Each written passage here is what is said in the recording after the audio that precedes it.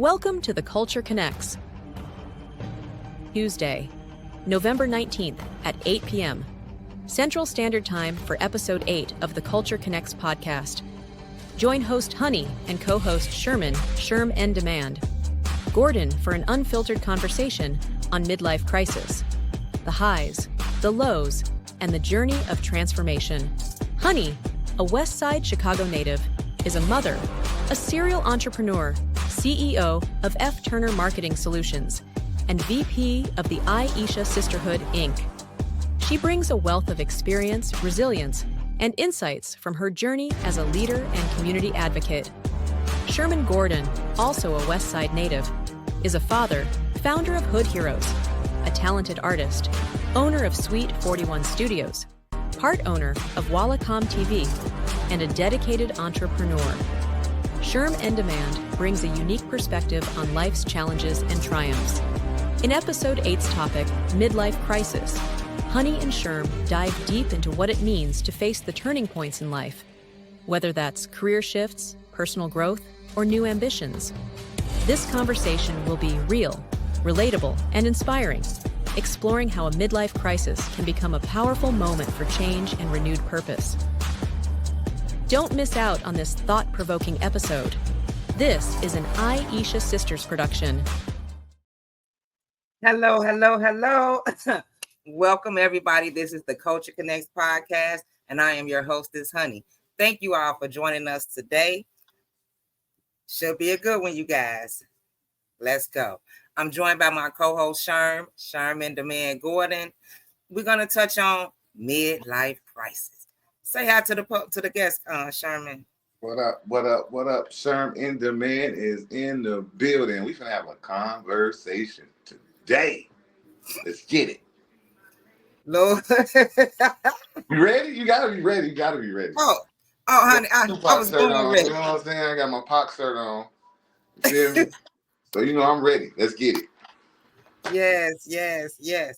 Okay. Now, before we go too deep into the show, please, you guys, like, share, and subscribe to not only my YouTube channel, but please share this podcast on your social media platforms. It's greatly appreciated. I need all the support that I can get from you guys. All right. Okay, Sherman, we're going to take a brief commercial break and we'll be right back. After these messages, we'll be right back.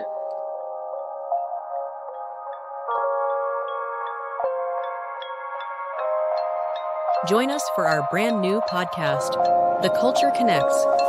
Hosted by Honey and her weekly guest co-hosts, we're diving deep into the latest current events and important issues affecting our culture. Catch us live every Tuesday at 8 p.m. Central Standard Time, streaming on YouTube and Facebook. Don't miss out on engaging conversations and insightful discussions. Subscribe, like, and hit the notification bell to stay updated. Let's connect and explore the heart of our culture together. See you there. All right, welcome back. We're back to the Culture Connects podcast. I'm Honey, joined by my co-host, Sherm N Demand. Our subject today is midlife crisis. Are you going through a midlife crisis? Sherman, Sherman chose this topic. Sherman, talk to us about the midlife crisis. I don't see myself on the screen. Am I on there? Because I don't see myself on the screen. I just see it look blank over there. Oh, I see you. Yes, you. You here. Yeah. All right, cool. Okay, so now we're going to talk about this midlife crisis and where it came from and what it's about, because I'm not subscribing, basically. It's like, from my understanding, a midlife crisis is supposed to be you reach a certain age and you get to panicking and start doing erratic stuff and all kind of crazy things. But I actually think it's like halftime. You know what I'm saying? In a game, like you go through the first half and this is the time when you make adjustments because now it's the time to win. So it's not, you ain't going to come out the second half the same way you did the first half because you learned so much in the first half. Because this is your first crack at like your first chance. So you gain enough experience in the first half to be like, you know what? I know what I need to do to win now. Because you can't win a game in the first half. You know what I'm saying? You just hope to stay competitive. You know what I'm saying? So when the second half comes, you make them adjustments, you can go ahead and get the dub. But life, nobody experienced life before. People got different levels of interaction with people who's telling them what life is about. And our community pretty much is not a lot of that. It's not. We too busy surviving. You know what I'm saying? To help somebody or to get them to. You know what I'm saying? So it's like, and then at the same time, everybody figuring it out. And it's almost like when people figure it out, they just leave. They leave the hood and they gone and they don't get none of the secrets out.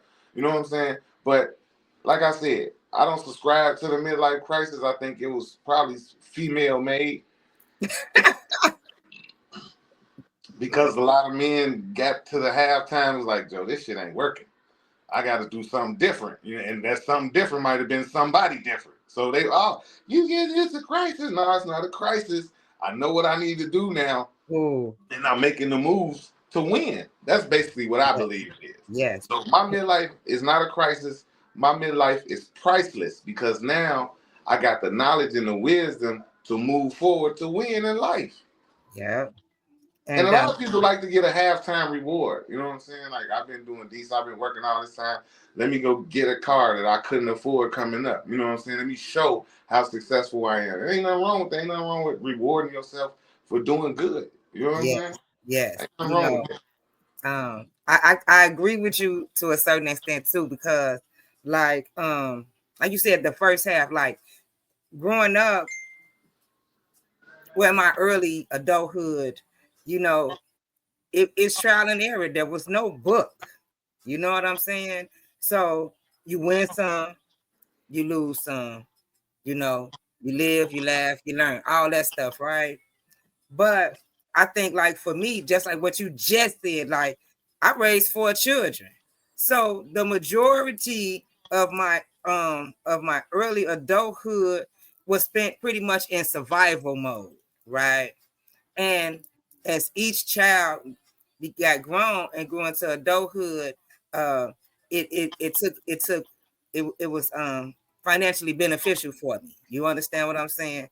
And once this last one go, oh man, ain't no telling where I'm gonna wind up. You know what I'm saying? Call it a midlife crisis if you want to. But if you see me on the beach in Santa Monica with some fine dudes that look like they play on All the Queen's Men, feed me some grapes, just mind your business. Mind your business. And you can call it what you want. Your midlife is priceless. Ain't no crisis in that. It ain't no crisis in it. The only people call it a crisis people you don't take along with you. That's all. I can see the crisis in some people who been stuck in the same job this whole time and they not happy and stuff like that. I can see that being a crisis. You know what I'm saying? But everybody approaches life differently and everybody goes in life is different. You know what I'm saying? So when I look at midlife, I just look at it and I look back and I'm like, damn, I got so much that I couldn't have learned all this in college. You know what I'm saying? I would have had to take so many different courses and so many different, you know what I'm saying, curriculums in order to gain all the wisdom that I gained through just experience in every field, in the non-for-profit field, in the construction field, in the property investments. You know what I'm saying? Like every field is, and it's like we don't have the luxury of generational wealth. You know what I'm saying? Yeah. We don't have the luxury of being born into anything. We born into nothing and we got to make something of it. Yes. You know what I'm saying? Because the little something that our parents made of it, they need that to survive. You know what I'm saying? And it's like, as a man, it's totally different too. Because I was talking to a friend of mine the other day, and I was doing some work for her. And I was telling her how big of a discount I was giving her on the work. You know what I'm saying? Because I usually charge this much, but I'm only charging you that much. And she stopped me in my tracks. She was like, Sherm, I'm different. I'm a woman. I got a fat dude who want to just come over here and do all this for free for me. And I'm like, damn, you know what? You right than a motherfucker. You know what I'm saying? But as a man, as men, we don't have that. You know what I'm saying? Like, we don't have a crutch. We don't have help. We just y'all don't have it. It don't get got. We don't have.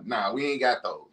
We ain't got those or the missing part down there that's pushed in. We ain't got none of that, and we ain't got simps and yeah, it's a lot that we don't got. But look, we can though. I mean, but I just choose not to. We can find us, but I choose not to take advantage of people.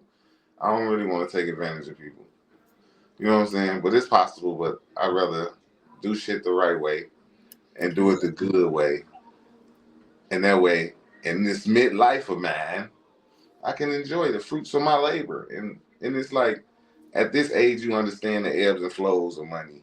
You understand what money is, and it's not what's in your pocket. You know what I'm saying? 9 times out of 10, your biggest asset you can't walk around with. You know what I'm saying? You learn about property. You learn how to taxes. You learn about all this stuff that nobody ever told you about.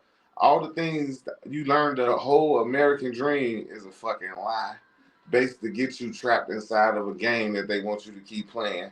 So, like, the longer you live, the more you learn. Huh? I said it's set up for us to stay in debt. You know That's what I'm saying? The whole stay in debt, American die thing. poor. They want us to work till we 65 years old. Then you want to give me $800 a month till I die. That's why you got old people eating cat food and stuff, because how? Like, see, that's why you need to focus on family. Like, people don't realize, like, once an adult, twice a child. You feel me? Like, you really raising your parents. You know what I'm saying? When you get old, your kids gonna be taking care of you, and based on how you took care of them, that's how they're gonna take care of you. A lot of people don't understand that. Yeah. If you don't have kids, then who gonna take care of you? That's right. You don't have a husband, who gonna take care of you? You don't have a wife, who gonna take, like, yeah. A lot of people focus on the now and don't focus on the future. And then when the future get here, then they don't have the same assets that they had in the now. And then they don't have anybody because they spent their prime years having fun and not planning for the future. That's why you got people eating cat food. You know what I'm saying? Like, we need to learn that. We need to know that. And in this midlife is when we, as men, we finally, like, it's different for men than women, actually. Okay, listen, hold on, Sherm. I want to play this. I want to play this brief video clip, and I want your opinion and your take on it. Check this out. Let's watch this. Okay. A lot of men have some type of a midlife crisis because how they have been acting for the majority of their life up until the crisis is, I'll do the right things. I'll take on the responsibility. I'll be who people want me to be. And hopefully the right outcome will happen back, right? So if I act right, the outcome will be right. And in the middle passage, you very quickly begin to realize that that's not true. And so what ends up happening is they take on a whole bunch of responsibilities that they don't necessarily care about. They take on a whole bunch of pressure, and suddenly they wake up in their 30s, 40s, or 50s and realize that they have been acting right in the way that society or their parents or their wife or their girlfriend or whoever has told them to act, but it hasn't led to the outcomes that they actually want. It hasn't led to the connection or the depth or the fulfillment or the satisfaction that they've actually desired.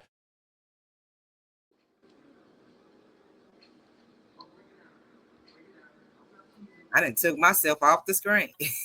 So what's your take on that, Sherman? Like, that's pretty much it. Like, pretty much basically what I was saying. You know what I'm saying? Well, he said it in a different way. Is because, like, when you in the first half of life, you going along with the program and you learning, you know what I'm saying? And you learning to become an individual, you know what I'm saying? And you listening to different advice from different people who haven't figured it out yet either, or people who made it to midlife and didn't have it figured out. So you basically going off of, you blind leading the blind, and you going off societal norms. And the most successful people are not a part of normal, regular society. You know what I'm saying? Like, so if you're successful in a regular, normal society, then 9 times out of 10, you're not a very successful person, because you got to step outside of the norm in order to be successful. And that's when people start to learn that. And that's when you, like, taking on responsibilities and being somebody who you thought you supposed to be in order to be the person that you want to be. But in order to be that person, you just got to be that person. And sometimes that's cutting people off. They're like, you took on all these responsibilities. All right, I don't need none of that no more. You know what I'm saying? Like, I don't like none of that. That's Yeah. unnecessary. You know what I'm saying? Unnecessary Yeah. stress, unnecessary everything on my life. A lot of people unappreciative. You being Yeah. used and abused and not even, and you just going along with the program until one day you wake up, like he said, you know what? That ain't what this is. Yeah. It's not that. Like, and people who used to running over you and taking advantage of you, now they saying something wrong and something changed. Oh Nah, man, I she grown. tripping. Yeah. Yeah. I know. Yeah. See, I went through I think I went through a situation like that. I was in a toxic relationship for a bunch of years, right? But it was all toxic, okay? And he died, right? Mm-hmm. And he died in 2023. So after he passed away, during that grieving process, I feel like I came into some self-awareness. You understand what I'm saying? And I don't know if I'm putting it right, but I came into some self-awareness to whereas I got to a stage in the process where it was like, I'm choosing peace over everything. You know what I'm saying? Like, if you say 2 + 2 = 5, you're right. I'm not gonna argue with you. Have at it. You know what I'm saying? Like, man, it's just peace over everything. And a lot of people deal with things differently, but it just came to that point for me, and it made me sharpen up on my business side and just a bunch of different areas. Just like, okay, man, let me do this. I'm gonna do this, setting up things just like what you said for my future. Because as an entrepreneur, I don't have a 401k. You understand what I'm saying? So I've had to, man, what you going, just like what you piggybacking off what you said. I don't want to eat cat food. You understand what I'm saying? I know that my pension from my previous work history ain't gonna be enough. You understand what I'm saying? So I set up some IRAs and some different things for my retirement, so that to supplement those things. And see, in my younger years, I thought I had plenty of time. So none of those things, you know what I'm saying? I got a trust, for my house and all that, because I got a child under 18, and I do not want my kids to fall out about nothing that I have. You know what I'm saying? So just, taking the proper steps. Whereas, years ago, I felt like I had plenty of time. I don't feel like that right now. I feel like time is of the essence. It just is what it is. I'm flowing with life and making sure that the things that I do today are things that are pleasing to me, not nobody else. It's about what's pleasing to me and being good to others. But I have to always put myself first today, because for a lot of years, as a parent, as a mother, as a daughter, you know what I'm saying, you're not putting everybody come first. You know what I'm saying? Today I put me first. Because like you said in the beginning, it's like you're going uphill. You know what I'm saying? In the beginning stage, you're going uphill. You're learning. You know what I'm saying? You think you got all this time because there's so much ahead of you, because you really can't see the finish because you're going uphill. You know what I'm saying?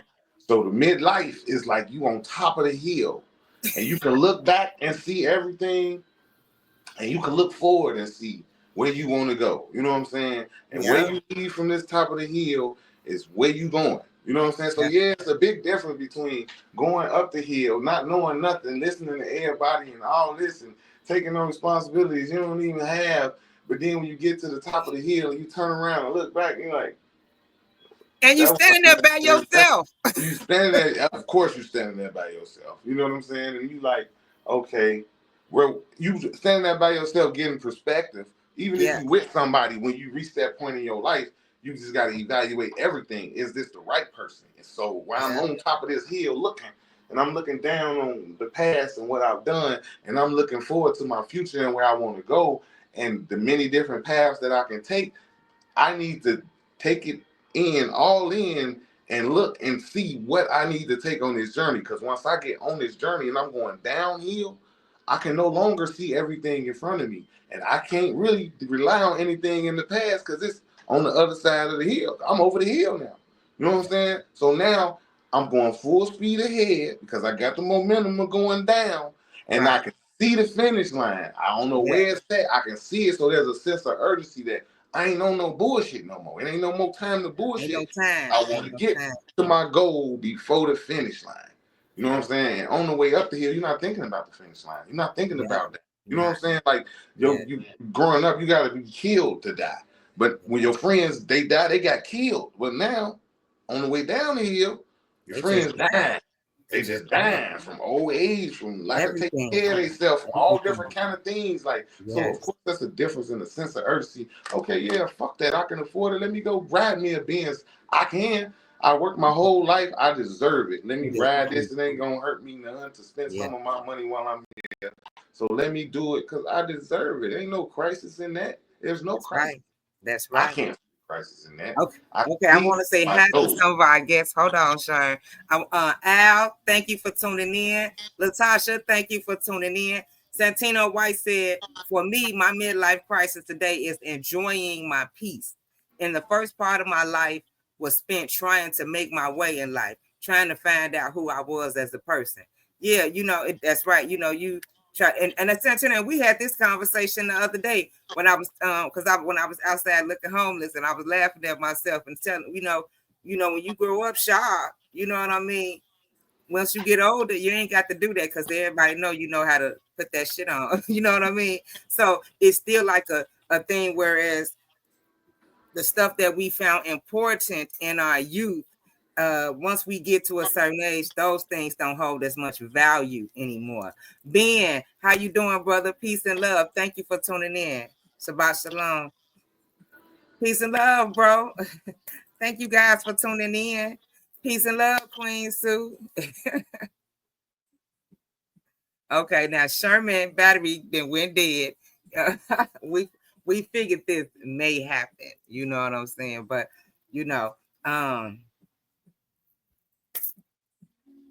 that's right. What I did. Okay, I thought the battery went dead on us. Nah, I ain't did not. I got 30. I'm plugged up. I hit some button at the bottom and that just sent me to another page. My bad. Okay. Well, welcome back. Welcome back. Back like I never left. Everybody was up tuning in, and he made a good point. Like, that's what it is. Like, and it's like that. You live your first half figuring things out. So by the time you hit the top of the hill, it's time to go. You don't want a lot of weight with you because you want to be able to control your speed going down the hill. So you shed a lot of stuff that's gonna be dead weight. You get rid of it because you want to be able to maneuver when you're going down the hill to get to your goal. It's gonna be quicker to get to your goal if you're able to maneuver and make the right moves. So a lot of dead weight and the people that mean good, you know what I'm saying? You just let them go.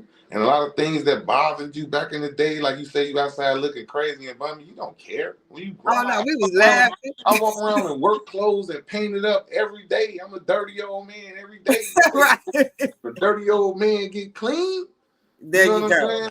Yeah. It is what it is. And you realize my work clothes make me more money than my clean clothes cost me. So shit, if I don't wear these, I can't buy those. So you realize it's crazy. And I ain't worried about getting stuck up, the police bothering me, none of that. You know what I'm saying? Nobody know how much I got or what I got. It don't even matter. You know what I'm saying? I'm getting it, and I'm getting it for me and doing what I need to do with it to make sure me, my kids, and my grandkids straight. That's right. Know what I'm saying? Yes. And that's how it's supposed to be, when we young, the things that we found important just don't be. I look back on all of those years and like, man, thank God I made it, number one. And there's a lot of wasted time.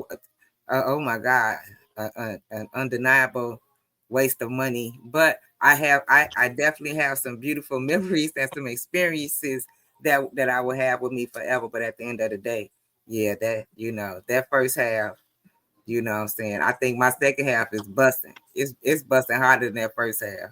if it ain't, you ain't do something right. If it ain't, you ain't do something right. You know what I'm saying? Yes. You know what I'm saying? 2024, it was the year of first. I did a whole lot of things this year that I ain't never did. You know what I'm saying? Just doing different things that I'm trying different things, going different places that I've never been, just man, just opening myself up to a whole bunch of different things that the younger me wouldn't have even felt like it was cool to do. You know what I'm saying? Yeah, Man, you gotta think about it too, though. Like we might think we like our kids call us old, and the younger generation call us old, but we just really reaching our prime. Like the founder of Home Depot found Home Depot when he was 54. You know what I'm saying? So we still kids in this business world, and what people don't understand in the United States, you are better off as a business, and you were designed to be a business. You are a business partner of the government. So if you operate as an individual, you're doing yourself a disservice. You need to operate as a corporation. You taking losses in life that you as a person don't have to take. The corporation should take those losses. If you look at Donald Trump, how many failed corporations he have? Those aren't failed corporations. Those are his debts that he put in a corporation in order so he don't have to personally pay for that shit. You know what I'm saying? You got good credit, you got bad credit, you got good debt, you got bad debt. But if you're not in the game, you're nothing. You have nothing. You know what I'm saying? Like people think you got to be able to play. People think that because you in debt that you in a bad position. No, there's a such thing as good debt. You know what I'm saying? Like you have to be in debt for the people who you trying to get some money from to put you in debt too. How are you as a debtor? How are you being in debt? How do you pay your bills? That's what credit is all about. Being in debt. They want you in debt. You want to go further in debt by borrowing money. How are you in debt? How do you pay your bills? How's your credit? That's what a credit score is. It's how good you are in debt. You want debt. You don't want to pay everything out of pocket. You want to pay with somebody else's money. That's being a corporation. You're doing everything, and even paying light bills, gas bills, all that could be incorporate, become a business. Yeah. And a write-off. Don't forget the write-off. If you can't pay it, guess what? It get cut off, form another company, get it in another company name. And all the other time, your name is not involved in it. You know what I'm saying? Like, all you pay is $200, $150, $200 to get a corporation. Operate in that corporation. You do that for 2 years, operating that corporation, now you're eligible for a loan up to $500,000. Like, real shit. The same shit you're doing as an individual, if you do it as a corporation for 2 years, you can borrow $500,000. Ain't got nothing to do with your social. It's all about you being in business as a business for 2 years, paying bills. That's it. It's simple as that. You're being penalized for being an individual. You're not supposed to be an individual. That's why you have a social security card. You are a business. So operate as a business. Get your paperwork right. Operate as a business. Don't operate as an employee. Then you won't be penalized. You can go out and get the car you want. You can go out and drive what you want. You can do all these things you trying to work every day, saving up your pennies to go get it for. Well, you can just get it as a corporation. Make yourself a CEO. Go shopping for your clothes and write it off. Come on, man. Like we ain't learned that.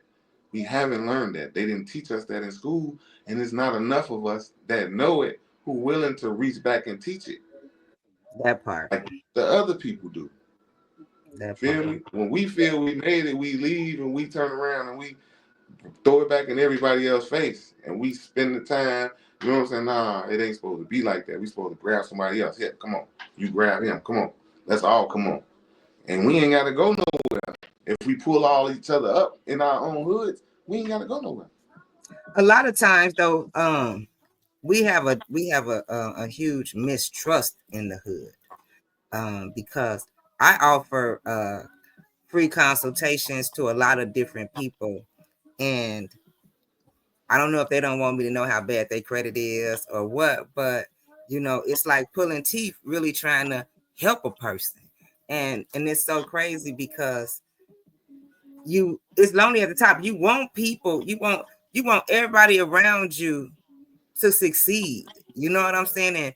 And to learn and to know and understand financial literacy, because it's not being taught in the schools, and the majority of Black families don't understand the concept.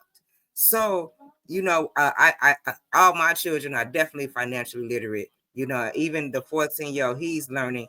But I offer to listen to my family members, people in the organization, different other. You know, some people take the help and some people don't, and it's just so sad because, man, if you only knew I be feeling like, man, if I knew what I know now 20 years ago, oh man. Oh my God. I didn't understand financial literacy. Nobody took the time to show me. My mother got me a bank account. She told me to pay my bills on time, and that was it. You know what I'm saying? And that's what I did. So maybe you need to switch your focus, right? Maybe you need to switch your focus. Let me give you an analogy. If I'm on the hill and we all going up the same hill, right? And I feel like I'm next to you, why would I take the rope that you throwing? You're not helping me up because I feel like we on the same level. But if we on the hill and I'm halfway down the hill, you know what I'm saying, and you almost at the top, and you throw that rope down, I'm gonna grab that rope and I'm gonna try to come up. You know what I'm saying? Because I see you all the way up there, I don't see myself as all the way up there. So I'm gonna pull on this rope. I'm gonna allow you to help me. But I'm saying that to say, why don't you focus your help on those not in trouble yet, like the younger generation, like the 20s, the 20 to 30s, instead of the 40s and 50s, because they all want to be on a level you own or above your level. So 9 times out of 10, they're not gonna be willing to accept your advice like that. Maybe and you know what? You are so right. And see, like I said, I offer those services for free to those people, but that's what prompted me to start up F Turner Marketing Solutions, because it's crazy that people actually, I'm offering the service that I'm offering to some of my friends and family, they wouldn't take, but I get paid every day to help somebody. Thank you, Jesus. Thank you, Lord. You know what I'm saying? Somebody trusts me and it's working. It worked for me. I feel like if it could work for me, it could work for anybody. You know what I'm saying? That's the gift and the curse, though.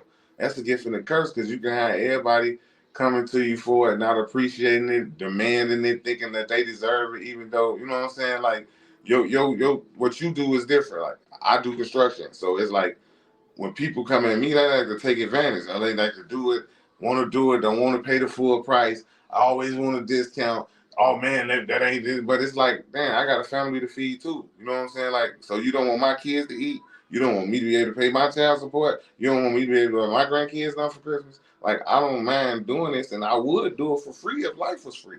But life ain't free.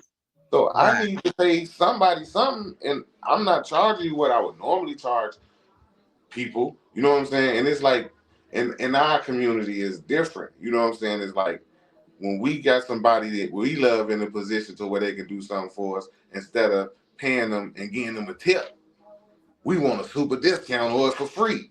You know what I'm saying? Like, damn, let me offer the discount. Let me refuse to pay. You know what I'm saying? But don't just come into it expecting it to be free, because I might need the money at the time. If I don't, I won't accept it, but I might need it. You don't just call me over. I could have been doing this same little time. I could have been spending somebody else and making some money. But I'm over here doing it for you, made you a priority, and you ain't paying me shit. So it's like, it ain't no different. To the midlife and be like, damn, I ain't doing that shit no more. It ain't a crisis. I learned, goddammit, and on the way down, you're not taking advantage of me no more. See, okay, and you definitely have a point. In my line of business, I don't get too many people trying to take advantage of me. What I was saying was, like, the people that I was offering my help to for free was acting like they ain't want to take the help, whereas I literally have strangers giving me their money for my information. You know what I mean? So it's so, but I do not complain. It just is what it is with that. But I have the similar situation. You know, when because I do the t-shirts, the flyers, the banners, and all of that stuff. You think that everybody want a free flyer?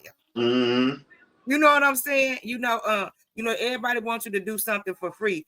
Just because I'm sitting in front of a computer does not mean that my time does not count. My time counts today. You know what I'm saying? So I don't like I said, I help when I can, but for the most part, man, you got to give me my coins, because I just feel like I do enough community service in my life. My whole thing is, look, give me the opportunity to refuse, because a lot of times, if I don't need it, I won't take it. Peace and love, D-Woo. Okay, Fantino said, my mother always at me about my age, about being my age by myself. What she don't understand is I have more years behind me than in front of me, and I don't want to spend them with drama. God allowed me to get past the odds that were stacked against me. That's exactly, like I said, after Dino died, I just came into a real clear understanding that how precious life was, and how I was holding on to so much dead weight and bad energy, and just a whole bunch of things that just really wasn't positive and conducive to success. And once I let those things go, man, God opened some doors for me that no man can close. And he basically just said what you just said. He basically like, you choosing peace over everything. Everything. Been through so much drama and so much in the first half on the way up the hill, that on the way down the hill, you just want to just chill. Been through all that. You know what's behind that. You done experienced that 4-5 times, so you see the bullshit before it even comes. You just get past that. So once you, and that don't mean you ain't looking for nobody. It just means, like, the longer you live, the more you realize that one person is one person, and that one person is more likely not to be the next person, because it's just one person. Out of all these people in this world, you just spend the rest of your life with, it's just this one person that's gonna come into your life, that ain't, you not gonna have to change anything. They not gonna have to change anything. Everything is just gonna be everything, and it's just gonna happen. Like, for men, shit just happens. We don't go into no relationship like, oh yeah, this gonna be the one. That's back in the young days. That's back in the days when you looking off looks. We based it off looks. Like, she fine, I want her to be my wife. Not even looking at the red flags and all the bullshit that she on and then she putting you through. Just because she look good, you just want to, yeah, she gonna be, nah. In these times, we going into things. We did it young too. Oh, girl, he fine. Yeah. Oh. Now, baby, looks.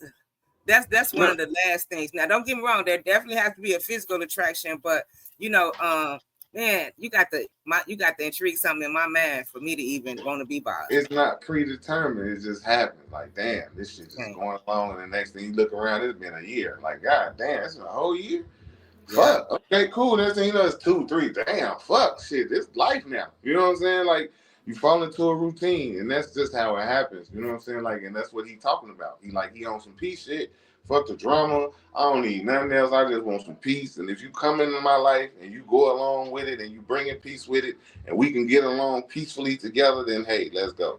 But other than that, I'm not out searching. It just is what it is, and it's gonna happen when it happens. And if it don't, that's okay too, right? The only family you got is the family you create. Just be a great father. Yeah. And your kids gonna bless you. You raise them right, they're gonna be able to bless you. You know what I'm saying? You teach them the things that they need to know, that the things you learned all the way at the top, teach them while they're on the bottom, so they can build on your, you know what I'm saying, success. Yes, and that's what putting them out at 18, and you know what I'm saying, like, no, like 18, they still like infants, especially boys and men. Like, men don't even start being real men, like baby men, until like 26, 27. They didn't become fully grown men until like 50. I'm not even fully grown man yet. Like, I look back and motherfuckers assumed I was grown at 18. What can I actually do for myself at 18? How can I take care of myself at 18 years old, fresh out of school with a McDonald's job? Can you do that at your age? No. So how can we expect our young men to do it? You know what I'm saying? We need to stop kicking our kids out the crib and embracing them and guiding them, leading them to careers and not throwing them into jobs. Like, we need wealth. We don't need checks, paycheck to paycheck. We need wealth. We need salaries. We need businesses. We need more. We don't need to put our kids out to have them struggle. Why? We did that. You see how that worked for us? You see how long it took us? Help them. Bring them along. Teach them what we learned along the way, and don't let them bump their heads like we bumped off. See, hold on now. See, I can't go that far with you now. I was in agreement with, I was rocking now. But with all my children, I started them. I started them how my mama started me. I got them a bank account early, walked them through it. You know what I'm saying? Once I took some credit classes through the VA. They was free. Whatever I learned through them, I came back and gave it to my kids. You know what I'm saying?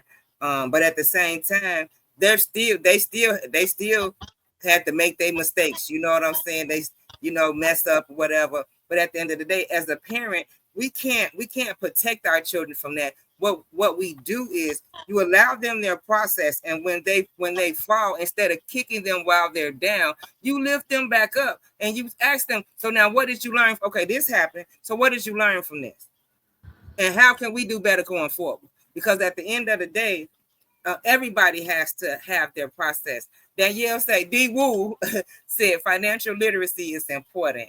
Sherm, she said she liked the way you think. Yeah, he has a brilliant mind. Sherm is a very smart man. Thank you. Appreciate it. The dirty old man. Did you see the Dirty video? old man. That's him, the dirty old man. I posted the video you doing your song, Dirty Old Man. Oh, okay. Oh, thank you. That's right. That's right. I am the gift.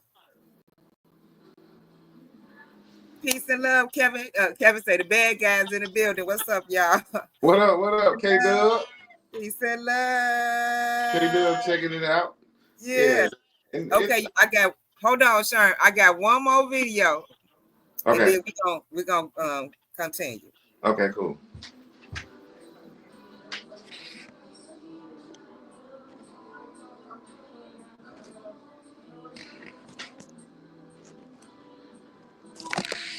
I can't hear it.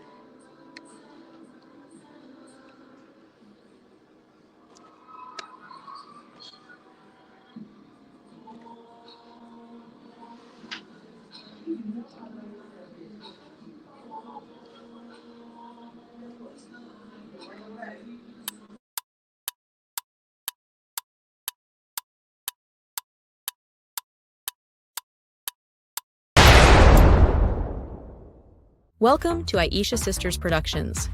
Got the vision but need the firepower? Look no further. We don't just create, we dominate. Whether it's e-flyer creation, commercial production, or top-tier advertising and promotion, we take your brand to the next level. Need a podcast setup or already running one?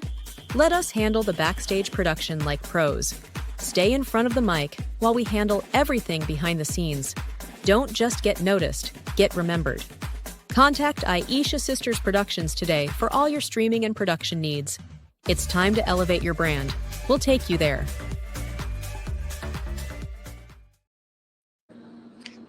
Welcome back. Welcome back.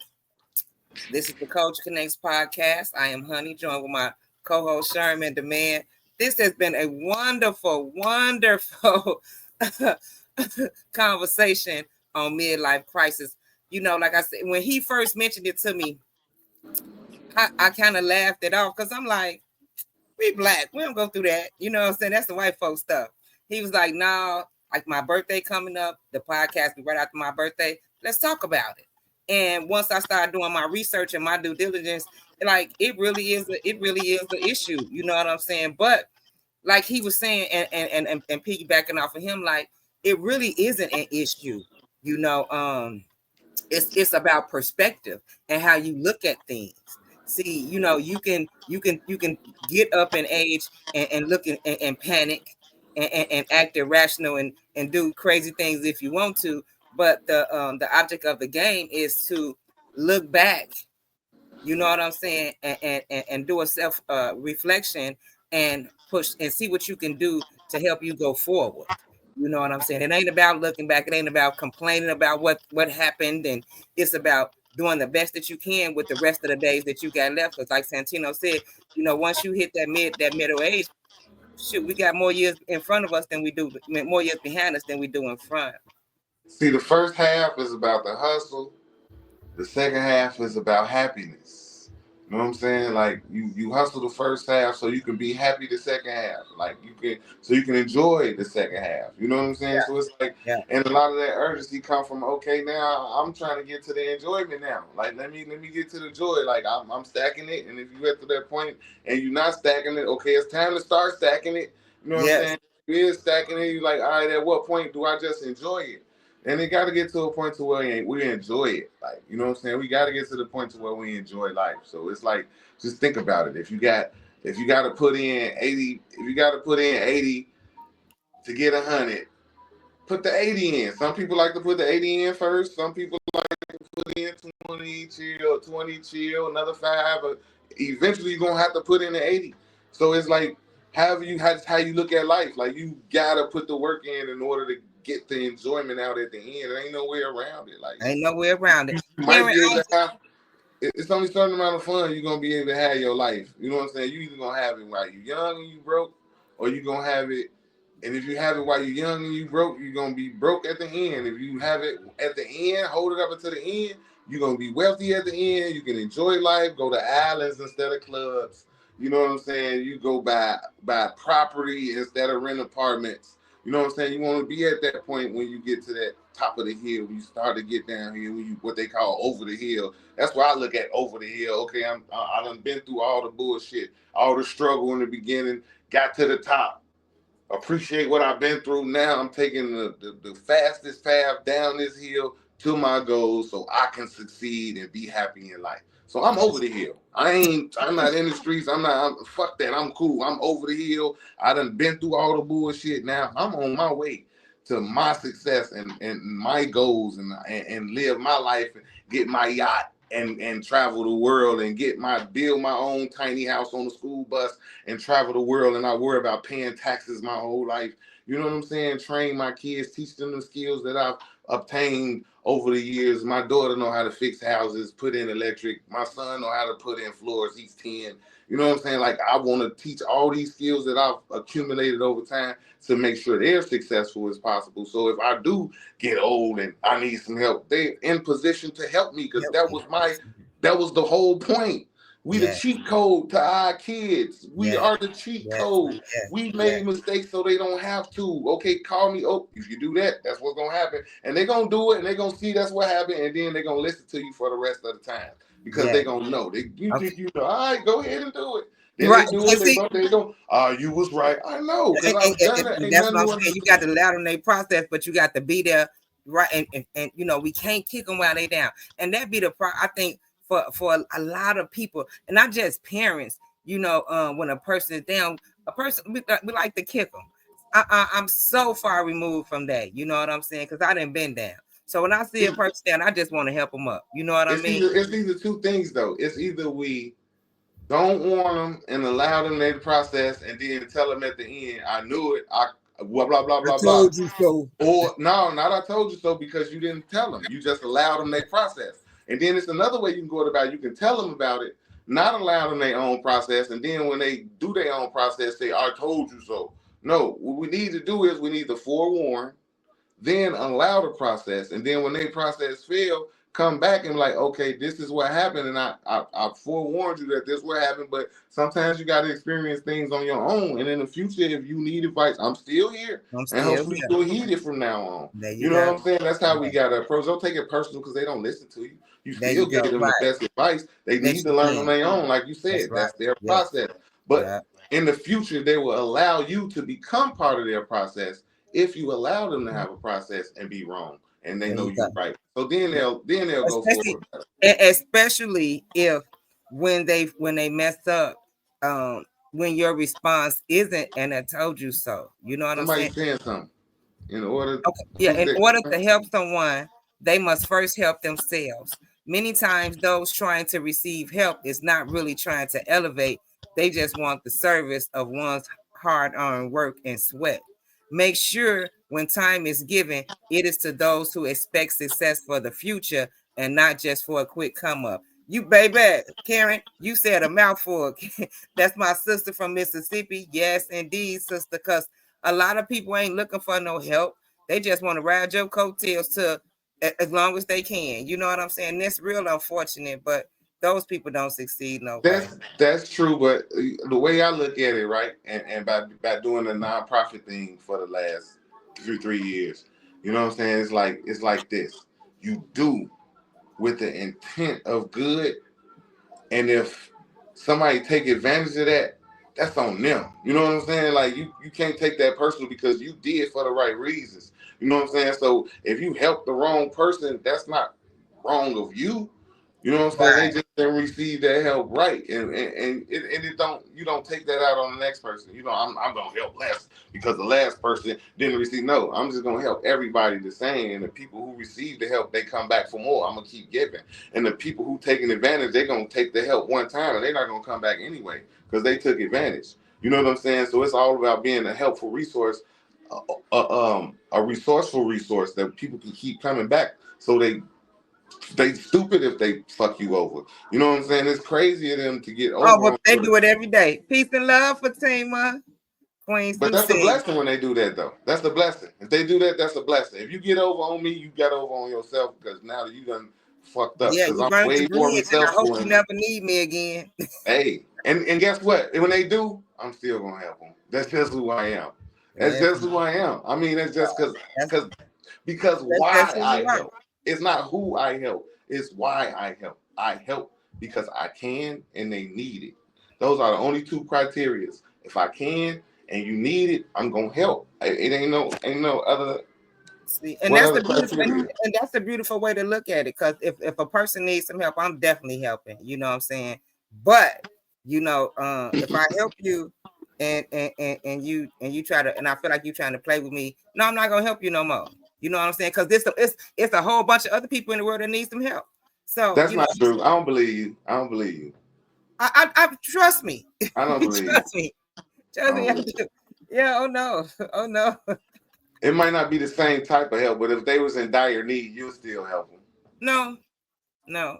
Not at all. Huh? It's the Gemini in me. It's the Gem. That's why I'm single right now. I'm telling you, baby. Oh no. Oh That's petty no. as hell. That's petty. It's not. That's It's not. petty. It's not. It is. No. No, it's That's not. petty. Well, we It's just gonna not. agree to disagree. That's We right. gonna agree. Hey, what's the lady saying in that last video? Because I didn't hear her. What she was saying. Oh man, she was pretty much piggybacking off what we were talking about, saying how like it's really not a midlife crisis when you reach that point in your life where you are reflecting back on the things that you have been through and the things that you have done. It's about your perspective. So if you go into the next phase of your life optimistic and knowing what you want and where you trying to go, then it's really not it's not a crisis. You know what I'm saying? It was good. It was good. I showed, hey man, she was cold. I'm gonna have to send that to you. She did, man. Yeah, You know, yes, it was good. And she was just saying how, like, man, just like what we've been talking about all night, like it really is a matter of perspective and how you look at it. You know, we can all have a pity party.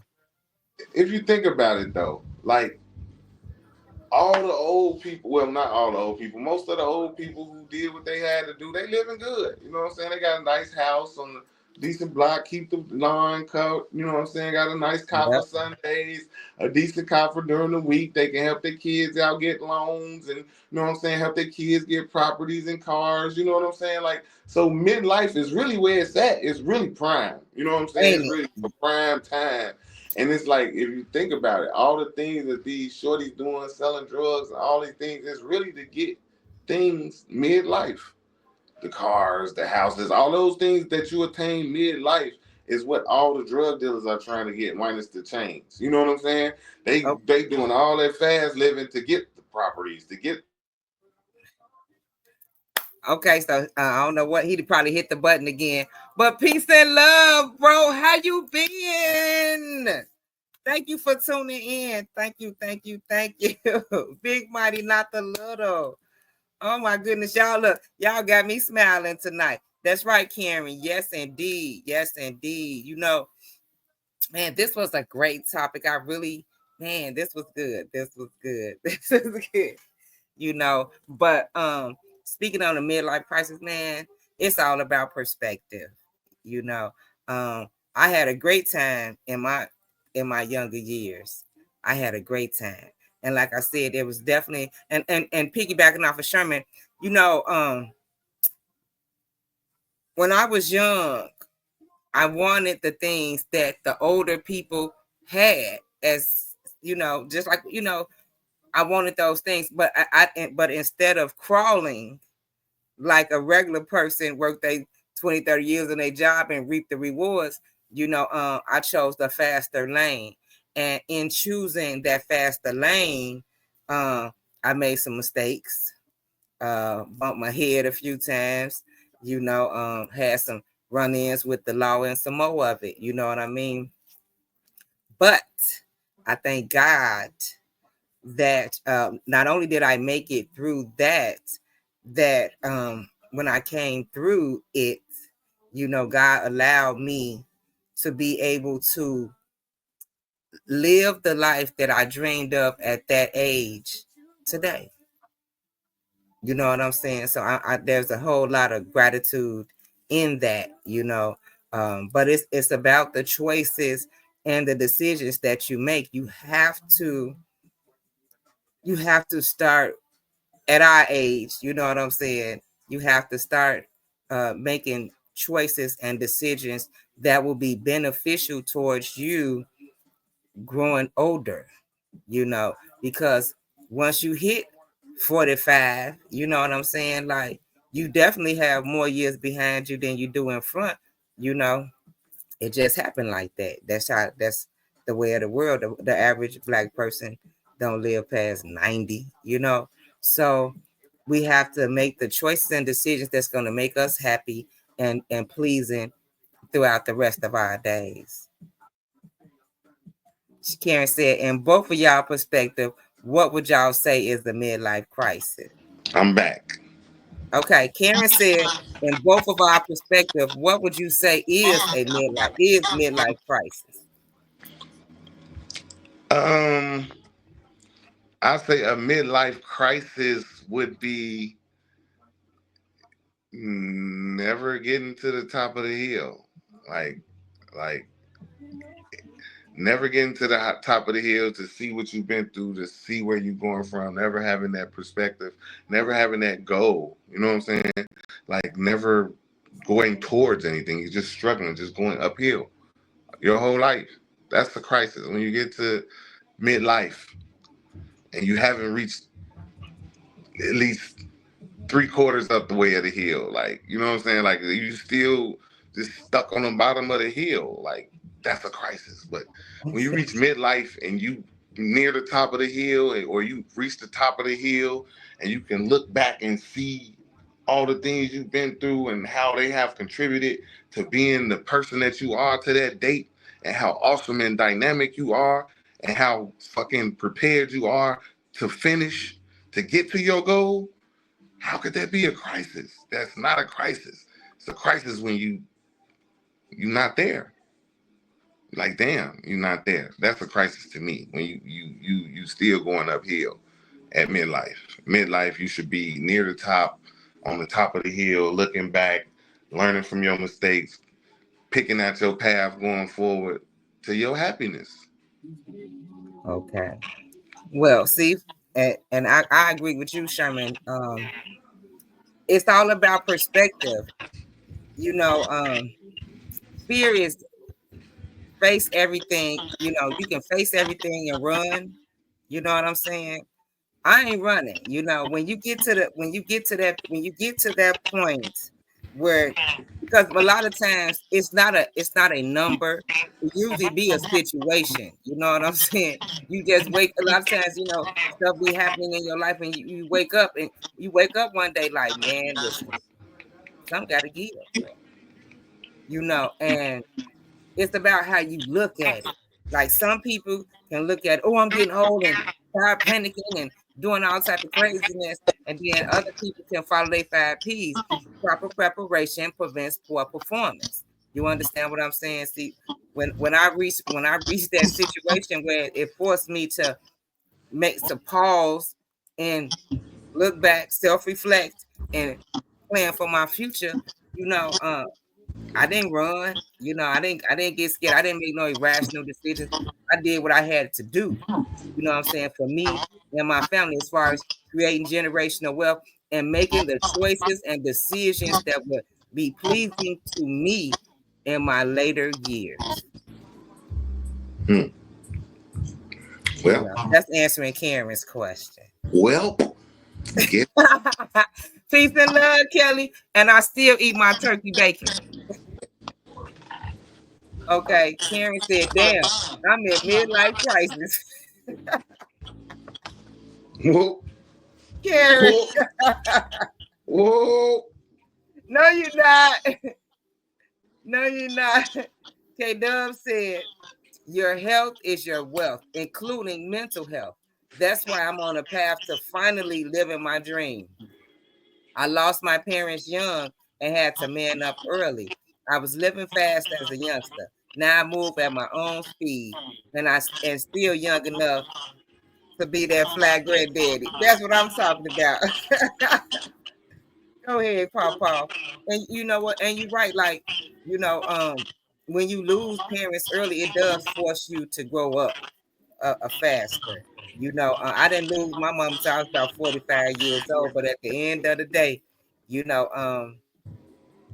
I still feel like I didn't grow up to after she passed away. I hate that she didn't see this version of me. I really do. That's like the only thing, how people looking back at my life, that's my only regret. Like, and I wish she could have seen this version of me because I didn't square up to after she passed away. But she already knew it. She already knew that version of you. You think so? Yes, she did. That's why she was tripping on you all the time. Because she knew that version of you. And but the fact you became that version of you is a testament to who she was. Yeah, definitely. She definitely planted some good seeds. All the bad decisions and stuff, those was me. And she allowed me my process through it all. Like, man, it didn't matter what I decided to do. She was rocking, but look, and she'd be like, in the public, she rocking, and she'd be whispering my head, you wrong as hell. This some bullshit. Mm-hmm. But she still rolled with me. Kelly said the contemplation of self-mortality. Yeah, that's what happens. When you get to that age, and Kelly, you in our age bracket, you know what I'm saying? So it's all about seeing the finish line. You can see the end at that point. Yeah. You know it's coming. If you sit and you just ponder on that, that could be a crisis. You're right. Contemplation of mortality, If you get stuck on that, you focus on that, then that can become a crisis and can be depressing and all that. If you get caught up in that, if you don't see it, if you don't see the second half as an opportunity and you look at it as goddamn at the end, that can be a crisis in itself. Sherm. Yes. Hey Dove said Sherm was a dirty old man in our 20s. He was always ahead of his time. One of the realest niggas I know. Baby, appreciate that, Dub. Man, if you would have met Freya, Lord have mercy.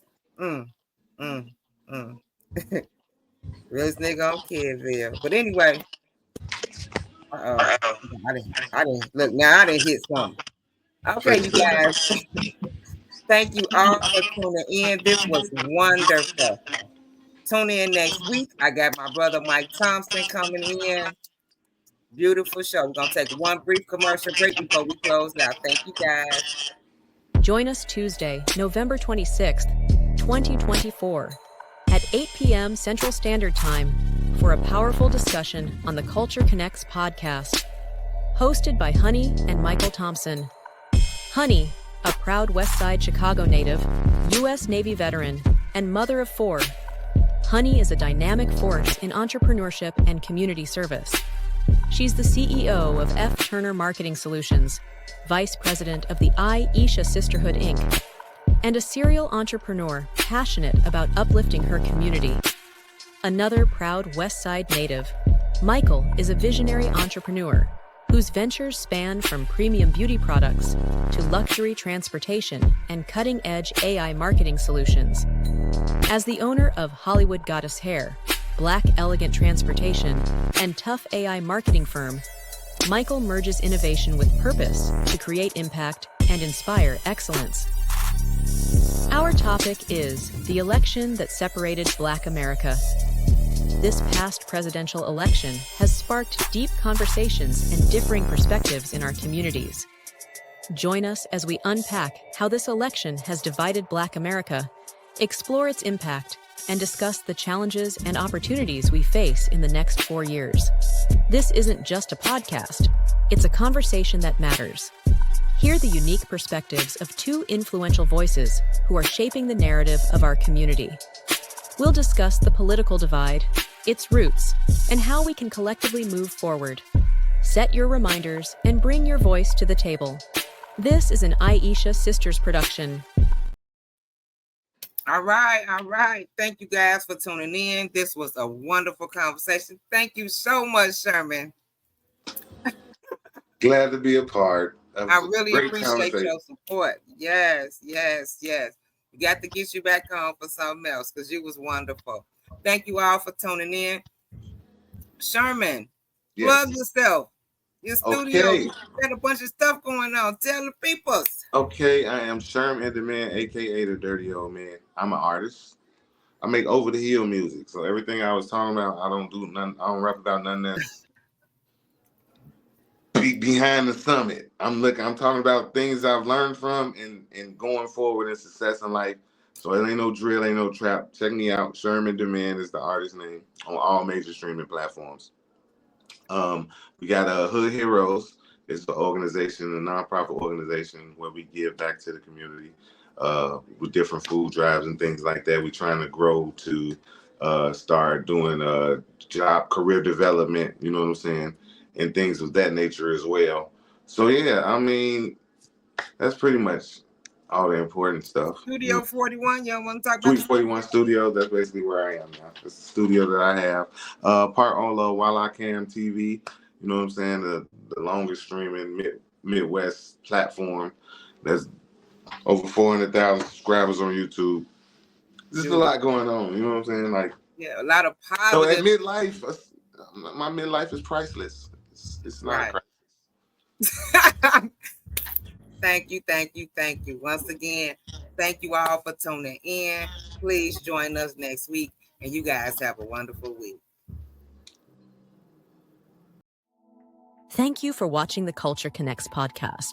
Please join us next Tuesday at 8 p.m. Central Standard Time. I am your hostess, Honey, and this is an Aisha Sisters production.